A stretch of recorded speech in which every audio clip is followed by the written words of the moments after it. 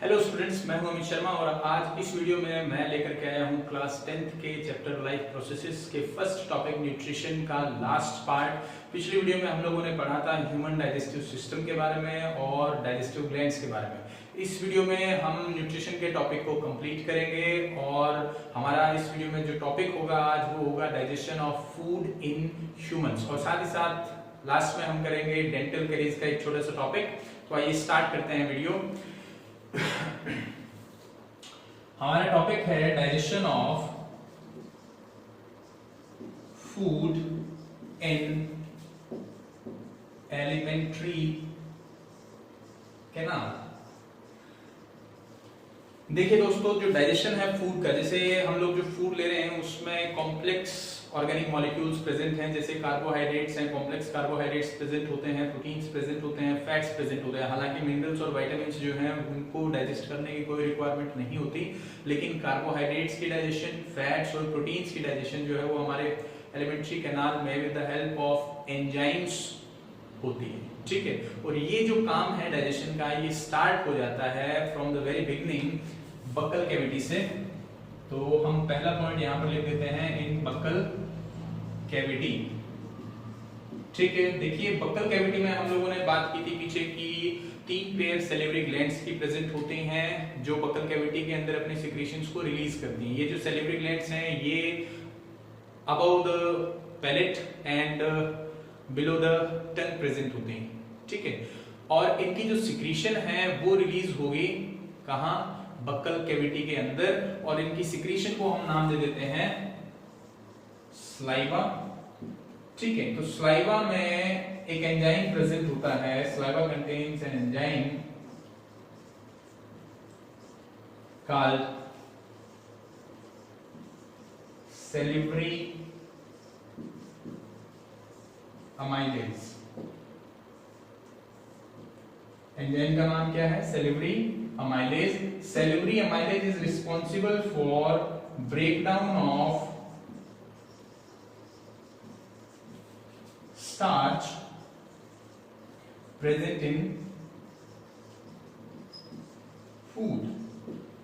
ठीक है, saliva release होता है बक्कल कैविटी में थ्रू सैलिवरी ग्लैंड्स, और स्लाइवा के अंदर क्या प्रेजेंट होता है? एक एंजाइम जिसका नाम है सैलिवरी अमाइलेज। और ये सैलिवरी अमाइलेज जो है ये हमारे फूड में प्रेजेंट स्टार्च को डाइजेस्ट करता है। ठीक है, यहाँ यानी कि बक्कल कैविटी में पहला स्टेप जो है डाइजेशन का वो स्टार्ट हो चुका है। किसकी डाइजेशन का? कार्बोहाइड्रेट की डाइजेशन का। और अल्टीमेटली क्या होगा? मैं यहाँ पर लिख देता हूँ, स्टार्च का ब्रेकडाउन होगा in the presence of salivary amylase, और इससे बनेगा, जनरली हम लिख देते हैं माल्टोज, लेकिन इसके साथ साथ आइसोमाल्टोज और लिमिट डेक्स्ट्रिन्स भी हम शो कर देते हैं, ये भी इनके साथ बनते हैं। जो स्लाइवा है इसको वर्किंग के लिए जो पीएच रिक्वायर्ड होती है, यानी कि स्लाइवा की जो पीएच है वो होती है 6.8। ठीक है, आइए नेक्स्ट पार्ट पर चलते हैं। डाइजेशन जो बक्कल कैविटी है इसमें सिर्फ कार्बोहाइड्रेट का ही डाइजेशन होगा, क्योंकि स्लाइवा के अंदर सिर्फ एक ही एंजाइम प्रेजेंट है सैलिवरी अमाइलेज जो डाइजेशन ऑफ फूड के लिए रिस्पॉन्सिबल होता है। हालांकि स्लाइवा में एक और एंजाइम प्रेजेंट है जिसको हम नाम देते हैं लाइसोजाइम। क्या नाम देंगे? लाइसोजाइम। मैं लिख देता हूं यहां पर, लाइसोजाइम। ये जनाब एंटी बैक्टीरियल होता है, एंटी बैक्टीरियल। तो ये फूड में अगर कोई बैक्टीरिया या माइक्रो ऑर्गेनिज्म आ रहे हैं तो उनको किल करने में हेल्प करता है। ठीक है, इससे नेक्स्ट पार्ट चलते हैं, यानी कि बक्कल कैविटी के अंदर सिर्फ इतना सा डाइजेशन का काम होता है। इसके आगे का जो डाइजेशन है वो होगा जी आगे सीधा किसमें? स्टमक में। अब देखिए जो बक्कल कैविटी हम लोगों ने पीछे पढ़ा, बक्कल कैविटी जो है वो फेरेक्स में ओपन होती है, फेरेक्स से आगे इसोफेगस। इसोफेगस में किसी तरह का कोई पार्टिकुलर सिक्रीशन रिलीज नहीं होता, लेकिन डाइजेशन चलती रहती है स्टार्च की। क्यों?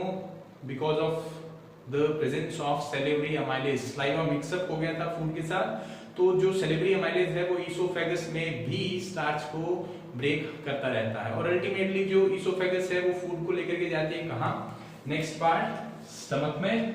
तो अगला पार्ट जहां डाइजेशन होगी फूड की वो क्या है, stomach.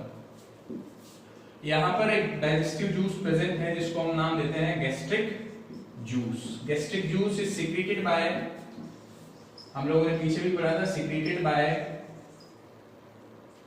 Wall of stomach, wall of stomach itself. जो गैस्ट्रिक जूस है ये मिक्सचर होता है 3 मेन कंपोनेंट्स का, और उन तीनों के नाम हैं HCl, pepsin enzyme inactive form में, जिसको हम बोल देते हैं पेप्सिनोजन, ठीक है, और थर्ड पार्ट इज म्यूकस। ये 3 चीजें जो है मिलकर के गैस्ट्रिक जूस बनाती हैं। पहला HCl जो कि एक स्ट्रॉन्ग एसिड होता है, दूसरा है पेप्सिन एंजाइम जो कि रिलीज होगा इन इनएक्टिव स्टेट, जिसको हम नाम दे देते हैं पेप्सिनोजन, और जो तीसरा कंपोनेंट है गैस्ट्रिक जूस का वो होता है म्यूकस। इनको सिक्रीट करने वाले जो सेल्स हैं उनके नाम भी मैं लिख देता हूं यहां पर। जो HCl है, HCl is secreted by oxyntic cells. HCl जो होगा वो ऑक्सिंटिक सेल्स प्रेजेंट होते हैं स्टमक की वॉल में, उनके द्वारा रिलीज किया जाता है। Pepsin is released by peptic और चीफ सेल्स,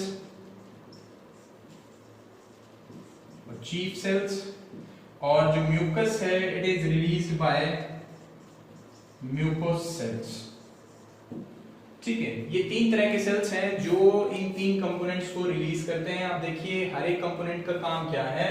HCl एक एक करके कर लेते हैं हम इनको। HCl की जो फंक्शनिंग है बहुत इंपॉर्टेंट है। देखिए HCl की फंक्शनिंग कई बार पूछ ली जाती है। HCl प्रोवाइड्स एसिडिक मीडियम जिसकी pH अप्रोक्सीमेट 2 to 3 हम कंसीडर करके चलते हैं, ठीक है।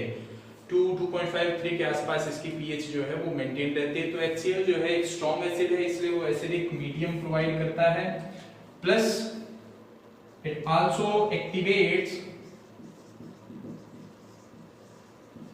Inactive pepsinogen into its active form।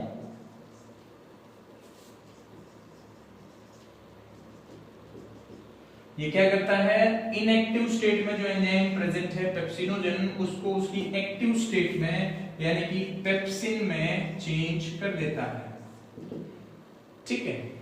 तीसरा, it also kills microbes coming along with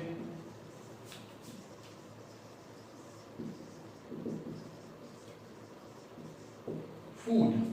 ये फूड के साथ आने वाले जो माइक्रो ऑर्गेनिजम्स हैं, अगर सलाइवा के एक्शन से बच गए हैं तो ये HCl जो है उनको किल करने का काम करता है। इसके अलावा जो HCl है चूंकि एक स्ट्रांगली एसिडिक कंडीशन प्रोवाइड कर रहा है, तो पीछे जो सेलेबरी एंजाइम एक्टिवेटेड था वो इनएक्टिव स्टेट में आ जाता है। ये HCl का फंक्शन है। इसके अलावा देखिए दूसरा जो कंपोनेंट था वो था क्या, pepsin.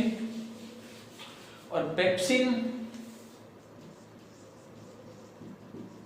Is an enzyme which digest proteins, ठीक है। पेप्सिन जो है वो गैस्ट्रिक जूस में प्रेजेंट एक एंजाइम होता है जो प्रोटीन्स की डाइजेशन के लिए रिस्पॉन्सिबल होता है, ठीक है। तो ये होता है इनएक्टिव स्टेट में रिलीज, लेकिन ये एक्टिवेट कर दिया जाता है किसकी प्रेजेंस में, HCl की प्रेजेंस में। और एक्टिव होने के बाद में ये प्रोटीन्स को डाइजेस्ट करना स्टार्ट करता है, ठीक है। नेक्स्ट पार्ट जो था गैस्ट्रिक जूस का, that is mucus. Mucus is a slimy substance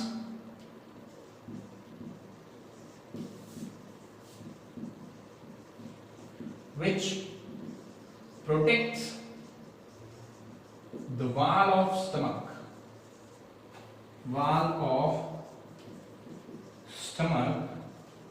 from the action of HCl and pepsin.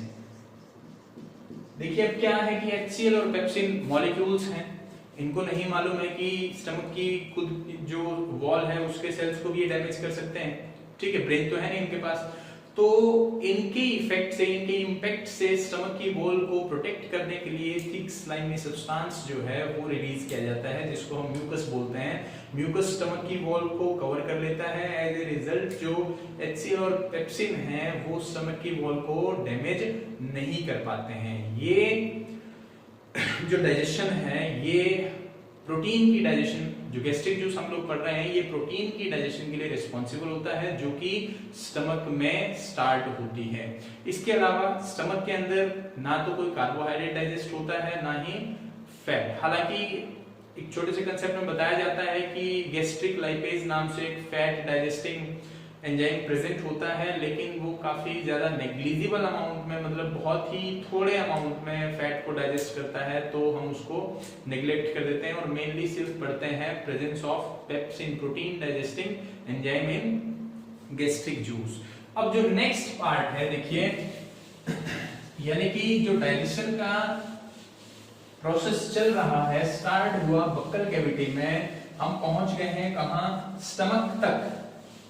Buccal cavity में कार्बोहाइड्रेट की डाइजेशन स्टार्ट हुई, स्टमक के अंदर प्रोटीन की डाइजेशन स्टार्ट हुई, और अब स्टमक से फूड नेक्स्ट पार्ट में जाता है जो कि है स्मॉल इंटेस्टाइन। तो नेक्स्ट पार्ट स्मॉल इंटेस्टाइन, और स्मॉल इंटेस्टाइन के बारे में हम लोगों ने पीछे भी पढ़ा था पिछली वीडियो में कि ये साइट है फॉर कंप्लीट डाइजेशन, यानी कि अब जो डाइजेशन का काम यहाँ होगा वो पूरी तरीके से हो जाएगा, ठीक है। यहाँ पर 3 तरह के डाइजेस्टिव जूसेस रिलीज होते हैं। First is bile juice secreted by liver, stored in gallbladder, ठीक है। बाइल जूस पहला डाइजेस्टिव जूस है जो यहाँ पर सिक्रीट किया जाता है, लेकिन ये प्रोड्यूस होता है लीवर में, स्टोर होता है गॉलब्लैडर में, और फिर उसको ट्रांसफर कर दिया जाता है स्मॉल इंटेस्टाइन के फर्स्ट पार्ट ड्यूओडेनम में। अब कमाल की बात ये है कि इट लैक्स डाइजेस्टिव एंजाइम्स, इसके पास कोई डाइजेस्टिव एंजाइम्स प्रेजेंट नहीं है, ठीक है। यानी कि बाइल जूस में कोई एंजाइम प्रेजेंट नहीं होता, लेकिन फिर भी it participates in digestion of lipids due to presence of emulsifying salts, ठीक है। इसके अंदर कोई एंजाइम प्रेजेंट नहीं होता, लेकिन उसके बावजूद ये फैट्स की या लिपिड्स की डाइजेशन में पार्टिसिपेट करता है, क्योंकि इसमें इमल्सिफाइंग साल्ट्स प्रेजेंट होते हैं। इमल्सिफाइंग साल्ट्स ऐसे साल्ट्स हैं जो इमल्शन का जो हमारा फैट मॉलिक्यूल है, इसके लार्जर ड्रॉपलेट को स्मॉलर ड्रॉपलेट्स में ब्रेक कर देता है, ठीक है। तो ये ऐसे साल्ट्स हैं जो इमल्सिफिकेशन के लिए रिस्पॉन्सिबल होंगे, फैट की इमल्सिफिकेशन के लिए, means breakdown of larger fat droplets into smaller one. इसका बेनिफिट क्या होगा? इसका बेनिफिट होगा कि जो सरफेस एरिया है ड्रॉपलेट्स का वो काफी ज्यादा बढ़ जाता है, तो जो लिपिड डाइजेस्टिंग एंजाइम्स प्रेजेंट हैं in pancreatic juice and intestinal juice, वो बड़े आसानी से फैट को डाइजेस्ट कर सकते हैं। इसके अलावा बाइल जूस जो है वो बेसिक नेचर का होता है, इसकी पीएच अप्रोक्सीमेटली वेरी करती है 7.6 से और 8.3 के बीच, ठीक है। और ये जो HCl से मिक्स्ड फूड पीछे से आ रहा है जिसको हम चाइम बोल देते हैं, CHYMA चाइम बोल देते हैं, उसके एसिडिक नेचर को न्यूट्रलाइज करने का भी काम करता है। क्या काम करेगा? फैट की डाइजेशन में इमल्सिफिकेशन के थ्रू, और ये बेसिक पीएच को मेंटेन करेगा, acidic nature of the chyme को न्यूट्रलाइज भी करेगा। दूसरा जो कंपोनेंट है, दूसरा जो डाइजेस्टिव जूस रिलीज होगा स्मॉल इंटेस्टाइन में, वो देखिए वो कौन सा है? जो सेकेंड डाइजेस्टिव जूस यहाँ रिलीज होता है वो होता है जी पैनक्रियाटिक जूस। ठीक है, pancreatic juice is released bye pancreas, it is secreted by pancreas. ठीक है, ये पैनक्रियाज के द्वारा सिक्रीट किया जाता है और इसमें 3 इंपॉर्टेंट एंजाइम्स हैं। पहला है पैनक्रियाटिक अमाइलेज, पहला एंजाइम है pancreatic amylase. Pancreatic amylase again क्या करेगा? It digest starch to produce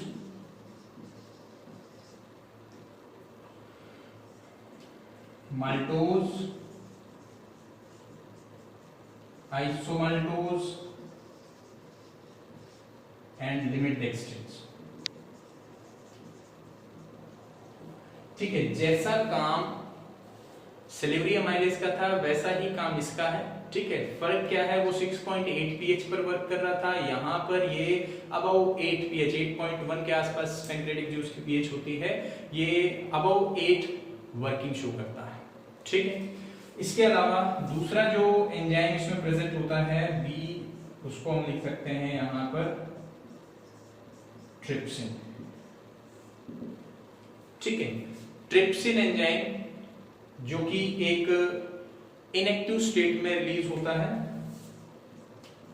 inactive state का नाम है ट्रिप्सिनोजन। ठीक है, ये एक प्रोटीन डाइजेस्टिंग एंजाइम है। Trypsin on activation it digest proteins. ठीक है, पेप्सिन जैसा काम पेप्सिन कर रहा था एसिडिक पीएच में इन केस ऑफ स्टमक, वैसा सा ही काम कुछ ट्रिप्सिन नाम का ये एंजाइम करता है स्मॉल इंटेस्टाइन के अंदर। ये प्रेजेंट होता है पैनक्रियाटिक जूस में। और जो थर्ड एंजाइम है, थर्ड एंजाइम जो पैनक्रियाटिक जूस में प्रेजेंट है वो होता है जी pancreatic lipase. Pancreatic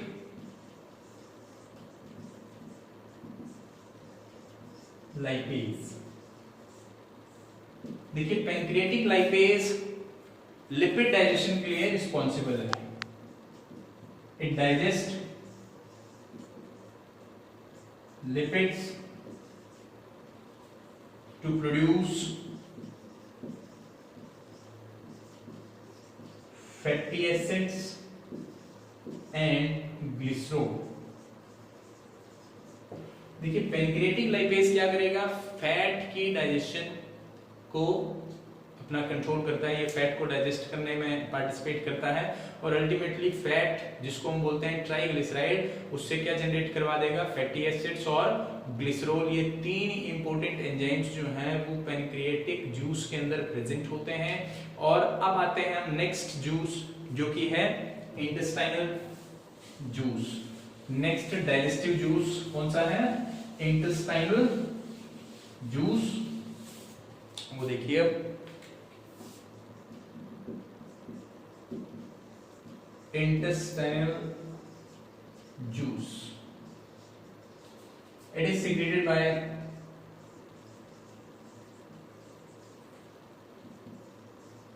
wall of small intestine। ठीक है, ये स्मॉल इंटेस्टाइन की खुद की वॉल से ही सिक्रीट किया जाता है, और it is the digestive juice which completes the process of digestion। ये वो डाइजेस्टिव जूस है जो अल्टीमेटली डाइजेशन के प्रोसेस को कंप्लीट करता है। इसके अंदर जो एंजाइम्स प्रेजेंट हैं उनमें देखिए पहली कैटेगरी आती है कार्बोहाइड्रेजेस। ग्रुप लिख रहा हूं मैं यहां पर, कार्बोहाइड्रेजेस का मतलब कार्बोहाइड्रेट्स को डाइजेस्ट करने वाले एंजाइम्स, ठीक है। इसमें देखिए हम लोगों ने पीछे पढ़ा था माल्टोज, तो माल्टेज, ठीक है, माल्टेज एंजाइम प्रेजेंट है, आइसोमाल्टेज एंजाइम प्रेजेंट है। हम लोग सुक्रोज खाते हैं चीनी, तो उसको डाइजेस्ट करने के लिए सुक्रेज एंजाइम प्रेजेंट होता है। हम लोग मिल्क पीते हैं, उसके अंदर प्रेजेंट होता है लैक्टोज शुगर, तो लैक्टेज प्रेजेंट है, ठीक है। यानी कि जिस भी तरह का कार्बोहाइड्रेट जो हमारी बॉडी में डाइजेस्ट हो सकता है, जैसे माल्टोज है, आइसोमाल्टोज है, या सुक्रोज है, या लैक्टोज है, उनको डाइजेस्ट करने वाले एंजाइम्स हैं माल्टेज जो माल्टोज को डाइजेस्ट करेगा, आइसोमाल्टेज जो आइसोमाल्टोज को डाइजेस्ट करेगा, सुक्रेज और लैक्टेज, सुक्रेज जो सुक्रोज को डाइजेस्ट करेगा और लैक्टेज जो लैक्टोज को डाइजेस्ट करेगा एंड फॉर्म कर देगा सबसे सिंपलेस्ट कार्बोहाइड्रेट जो कि है या तो ग्लूकोज या फिर फ्रुक्टोज या गैलेक्टोज, ठीक है। ये फाइनल प्रोडक्ट है, लेकिन इनमें से मेन जो होता है वो होता है ग्लूकोज। सबसे ज्यादा अमाउंट में प्रेजेंट होता है ग्लूकोज। तो हम जनरली इसी एक की बात करते हैं 10th क्लास तक, इन दो का नाम नहीं लिया जाता है, ठीक है। तो final product of carbohydrate digestion क्या माना जाता है? ग्लूकोज, ठीक है। अब जो दूसरा कंपोनेंट है वो देखिए,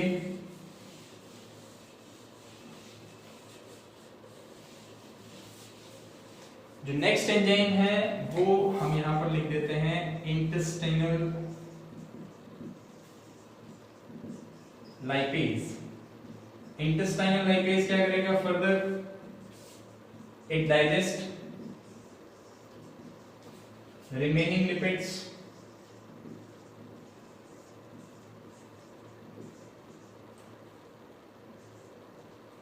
lipid molecules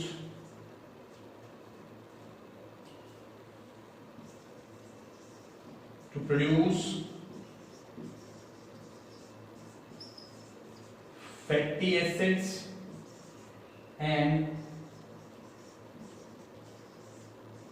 glycerol, ठीक है। इंटेस्टाइनल लाइपेज क्या करेगा भाई? कुछ जो लिपिड है वो तो पैनक्रिएटिक लाइपेज ने डाइजेस्ट कर दिए, लेकिन बाकी के जो लिपिड्स बचे हुए हैं जो पैनक्रिएटिक लाइपेज के इन्फ्लुएंस में नहीं आ पाए, उनको डाइजेस्ट करेगा इंटेस्टाइनल लाइपेज। और इसके बाद जो नेक्स्ट है थर्ड पार्ट, वो देखिए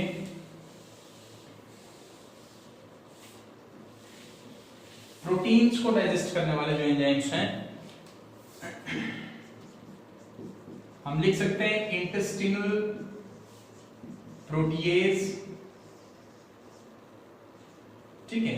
इंटेस्टाइनल जूस में जो प्रोटीन डाइजेस्टिंग एंजाइम्स हैं उनको हम या तो पूरा ग्रुप के अकॉर्डिंग बता दें इंटेस्टिनल प्रोटीएज, यानी कि प्रोटीन को डाइजेस्ट करने वाले वो एंजाइम जो इंटेस्टाइनल जूस में प्रेजेंट हैं। पर्टिकुलरली अगर हम इनको नाम देना चाहें तो जैसे डाइपेप्टाइडेज है, ठीक है, ये एक प्रोटीन डाइजेस्टिंग एंजाइम है, ठीक है। और इनका काम क्या है? It digest proteins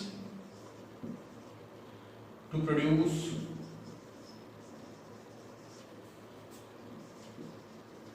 amino acids. Final product है प्रोटीन डाइजेशन का क्या? Amino acid. देखिए पेप्सिन ने प्रोटीन्स को डाइजेस्ट किया, ट्रिप्सिन ने प्रोटीन्स को डाइजेस्ट किया, उन दोनों की एक्शन से स्मॉलर चेन्स ऑफ प्रोटीन बन जाते हैं जिनको हम नाम दे देते हैं प्रोटियोज या पेप्टोन्स। ठीक है, यहाँ पर जो प्रोटीन वर्ड लिखा गया है ये वास्तव में प्रोटियोज या पेप्टोन्स को रिप्रेजेंट कर रहा है, और ये जो एंजाइम होंगे ये उन प्रोटियोज या पेप्टोज को कन्वर्ट कर देंगे किसमें, अमीनो एसिड्स में। ठीक है, तो ये फंक्शनैलिटी होती है इंटेस्टाइनल जूस की। अब एक बार हम लोग देख लेते हैं कि स्मॉल इंटेस्टाइन, स्टमक और बकल कैविटी में क्या क्या चीजें डाइजेस्ट हुई और उनसे बना क्या क्या। ठीक है, तो स्टार्च से अल्टीमेटली प्रोड्यूस हुआ था वहां पर माल्टोज, आइसोमाल्टोज,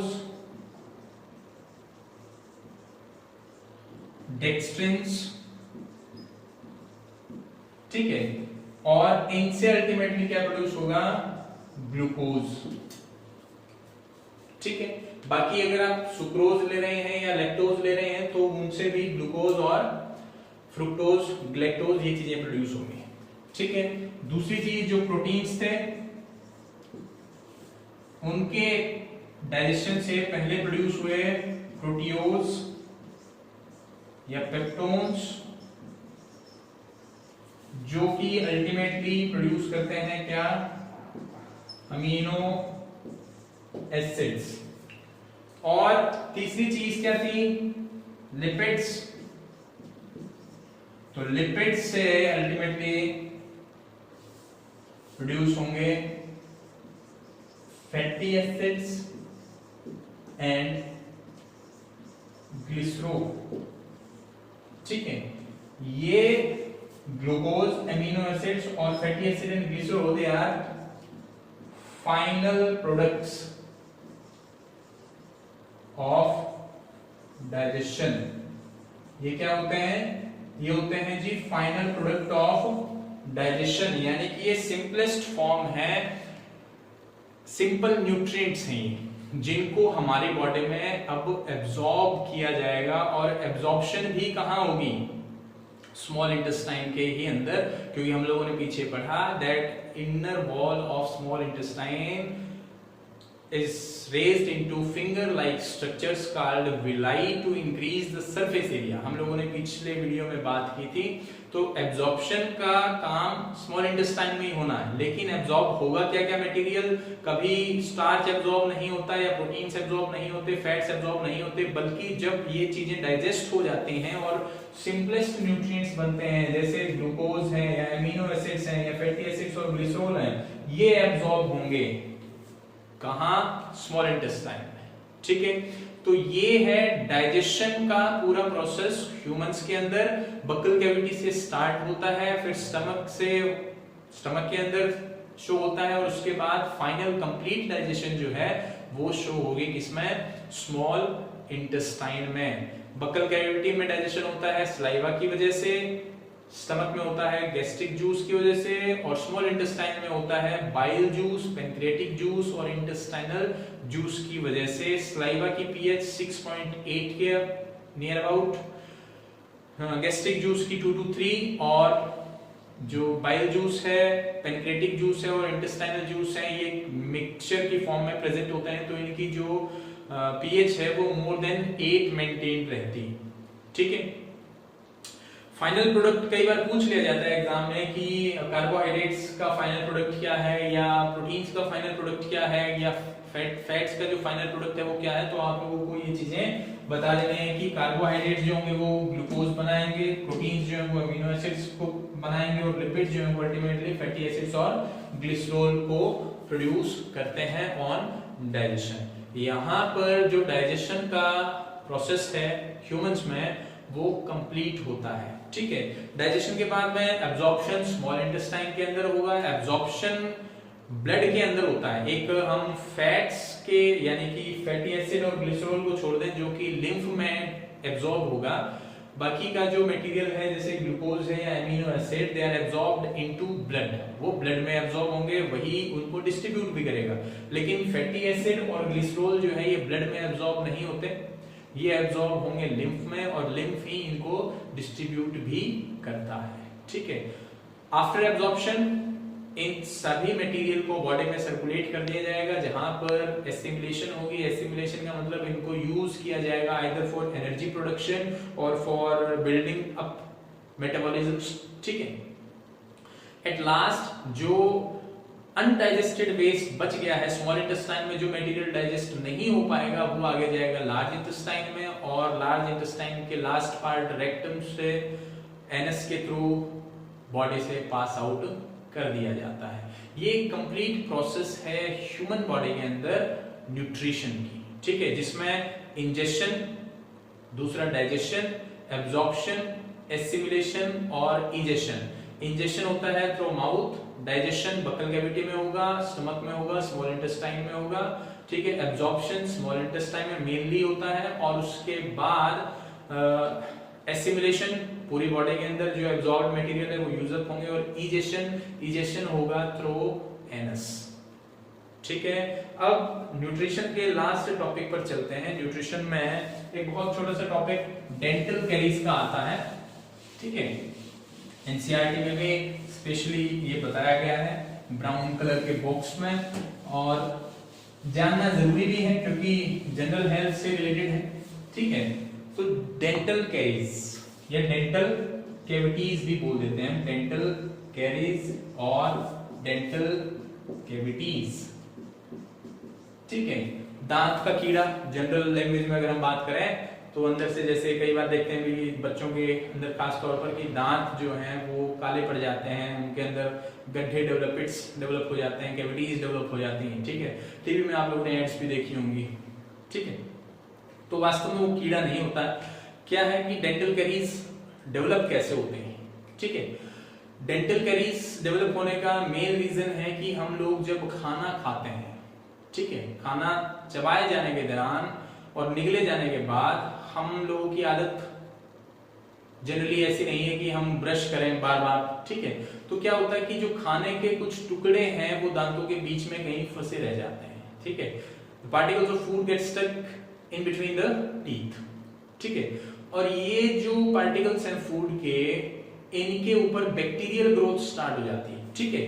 तो क्या होगा, बैक्टीरियल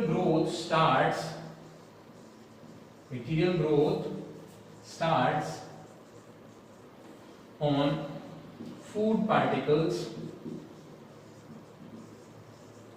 stuck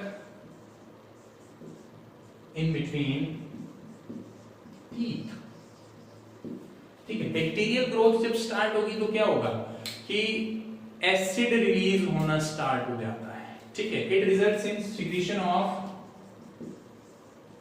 और it results in formation of acids which dissolve the animal and results in